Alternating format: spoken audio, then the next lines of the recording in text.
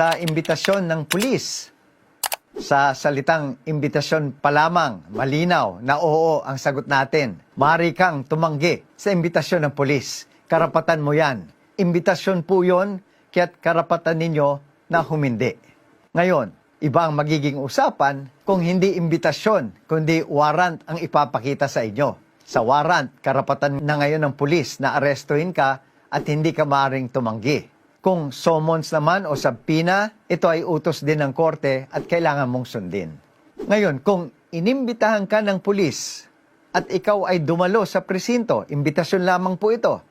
Ngunit ang tono ng usapan ay pang-aakusa at meron ng pagbibintang ng krimen sa inyo. Ang sabi ng korte, ito ay halintulad na sa aresto. At kung walang warrant, ito ay pinagbabawal at anumang ebidensyang makuha nila ay di matatanggap sa korte.